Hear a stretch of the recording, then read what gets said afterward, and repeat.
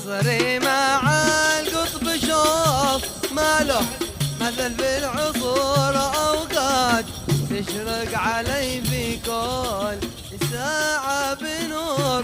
عصري مع القطب شوف ما له مثل في العصور أوقات تشرق علي في كل ساعة بنور. Teman-teman, jadi ini kita udah selesai sekarang ziarahnya. Seperti itulah prosesi ziarah yang ada di makomnya, di kuburannya sahabat Abbad bin Bishr Al-Ansari. Saya ingin cerita, sahabat Abbad bin Bishr ini, beliau adalah salah satu orang yang sangat dihormati di kalangan Ansor. Dan beliau ini orang yang sangat ahli ibadah sekali. Pernah suatu ketika pada saat waktu tahajud, waktu ya sepertiga malam lah, sepertiga akhir malam, Rasulullah SAW pernah ke rumahnya Sayyidah Aisyah. Kebetulan rumahnya Sayyidah Aisyah itu kan mepet berdampingan sama Masjid Nabawi. Nah, waktu itu sahabat Abbad bin Bishr pada saat malam-malam hari sholat di Masjid Nabawi. Kemudian Rasulullah mendengar ada suara. Rasulullah pun bertanya kepada Sayyidah Aisyah, apakah ini suaranya Abbad bin Bishr? Kemudian Sayyidah Aisyah menjawab, ya, suaranya sahabat Abbad bin Bishr. Kemudian Rasulullah mendoakan beliau, Allahumma ghafir lahu, semoga Allah mengampuni sahabat Abbad bin Bishr Al-Ansari. Ada riwayat lain mengatakan Allahumma arhamhu, semoga Allah merahmati sahabat Abbad bin Bishr. Dan ada juga hadis yang diriwayatkan Sayyidah Aisyah, ada 3 sahabat yang mana memiliki, ya, sahabat Ansor yang mana memiliki keutamaan yang tidak dimiliki sahabat Ansor yang lain. Ada 3, yaitu Sa'ad bin Mu'ad, kemudian sahabat Abbad bin Bishr, kemudian Usaid bin Hudayr. Nah, 3-tiganya diantaranya salah satunya ini adalah beliau. Dan beliau ini Islamnya jauh lebih dulu daripada 2 sahabat yang disebutkan tadi. Jadi beliau ini Islam ketika sahabat Mus'ab bin Umair ke Madinah, dakwah ke Madinah pertama kali. Karomah beliau ini ada banyak sekali. Jadi di antara karomah beliau, pernah suatu ketika sahabat Abbad bin Bishr ini berjalan berdua bersama anak pamannya, berarti bersama sepupunya, yaitu sahabat Usaid bin Hudayr. Ketika berjalan berdua, ini apa namanya, tongkat dari keduanya beliau, tongkatnya ini nyala, menerangi jalan yang dilalui, bisa nyala. Kemudian setelah beliau berdua ini berpisah, karena pada zaman dulu kan belum ada senter HP, belum ada lampu flash, masih pakai manual. Nah, ini nggak pakai apa, tongkatnya bisa nyala. Kemudian ketika berpisah, tongkat keduanya ini, tongkat keduanya ini nyala dua-duanya.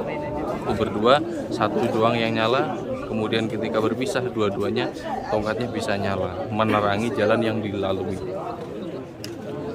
Kemudian pernah juga diceritakan di antara fadilah beliau ini ketika pernah suatu ketika Rasulullah SAW pulang dari peperangan. Kalau nggak salah itu Ghazwatu Dzatu Irqin, kalau nggak salah. Jadi seluruh sahabat Nabi ketika perang itu capek, pulang dari perang otomatis capek, habis perang dan lain sebagainya, perjalanan capek semua. Kemudian Rasulullah bertanya, siapa yang akan menjaga? Siapa yang akan menjaga perkemahan, akan menjaga orang-orang ini?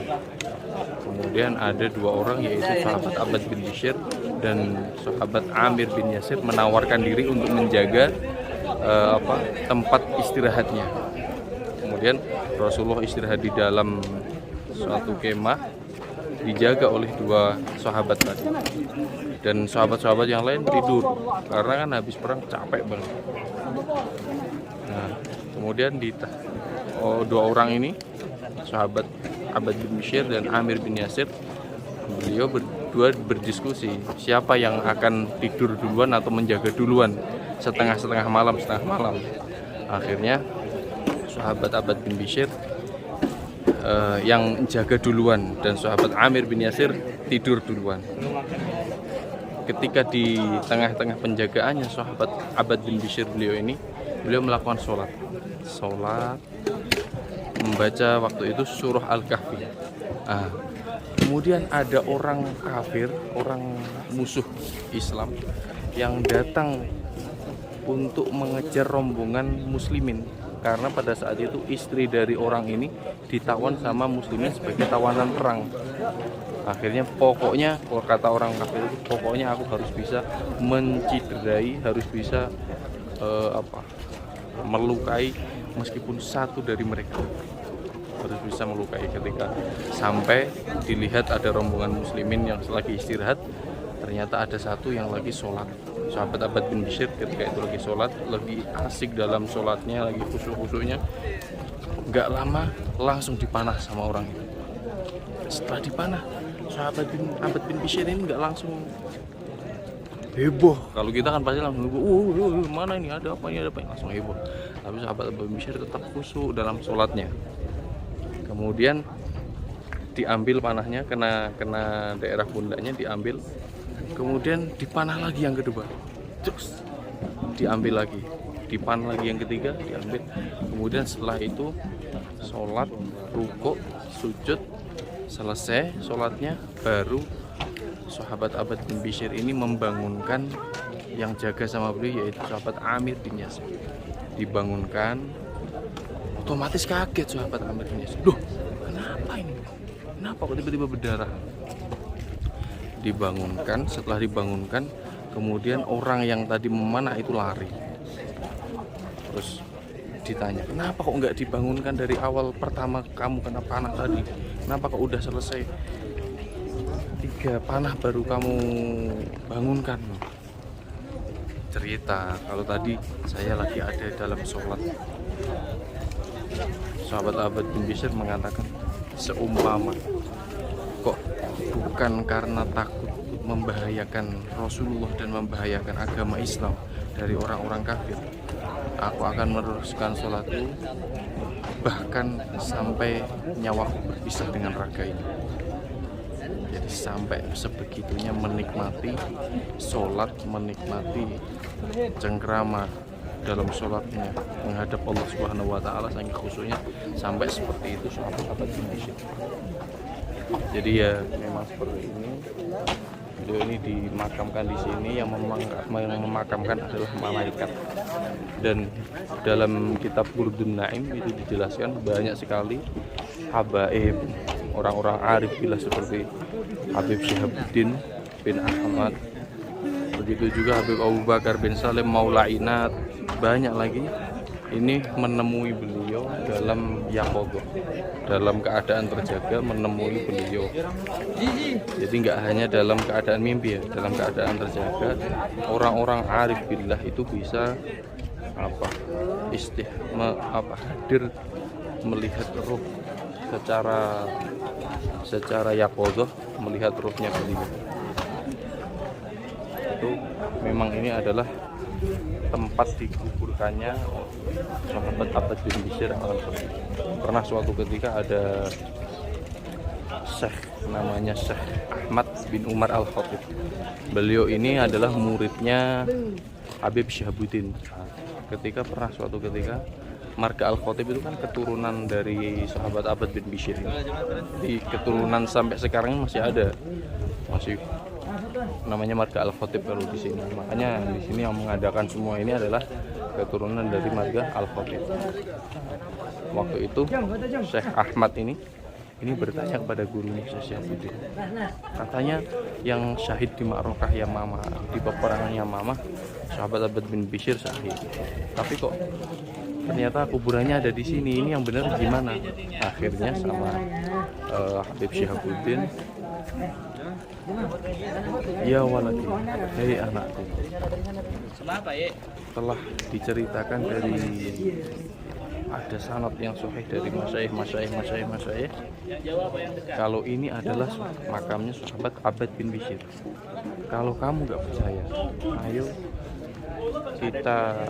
aku dan kamu pergi ke makam beliau. Aku akan menistihzar, menghadirkan ruh beliau agar kamu percaya. Atau kalau kamu nggak pengen ke sana, aku akan menghadirkan ruh sahabat Abbad bin Bishr di rumah ini, di rumahnya siapa? Habib Syihabuddin Ahmad. Kemudian langsung habis itu baru sebentar ada cahaya yang memenuhi rumah itu, dan selain cahaya itu ada raihatul misk, ada aroma parfum, aroma minyak wangi misik yang memenuhi rumah. Kemudian gemetar, Syekh Ahmad bin Umar Al-Khatimi ini gemetar. Kafa ya Sayyidi, kafa. Sadaqtu amantu. Aku telah mempercayai dan aku telah beriman bahwa memang yang ada di atas gunung itu adalah beliau, Sayyidina Abbad bin Bishr langsung. Jadi seperti itulah sahabat Abbad bin Bishr Al-Ansari,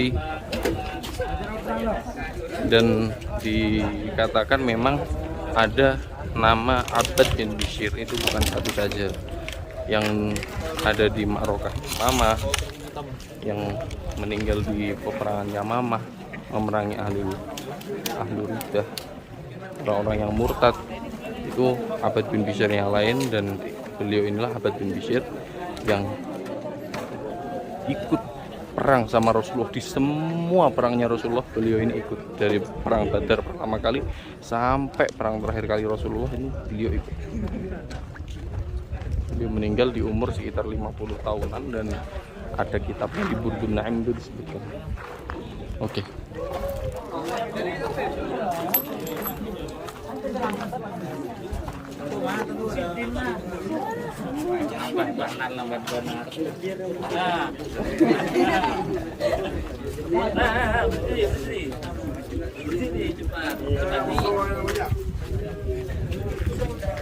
Datang pulang jadi doa tadi, dan sekarang kita tinggal pulang. Mungkin cukup itu saja ziarahnya kali ini, dan begitulah ada di akhir, biasanya ziarahnya ada di akhir bulan Muharram. Kita mau pulang, menuruni anak-anak tangga yang ada di gunung ini. Jadi tempatnya ini namanya Lisik. Jadi di Gunung Lisik, ada di sebuah gunung di desa Lisik, Hadramaut. Tapi sekarang terkenalnya ini namanya Koryah. Desanya desa Koryah. Artinya Koryah itu kan desa. Nah, tapi ini memang desanya desa Koryah. Tapi pada zaman dulu itu namanya Lisik. Jadi Lisik Koryah. Oke, mungkin cukup itu saja vlognya kali ini, dan terima kasih sudah mengikuti. Seperti ini kondisinya.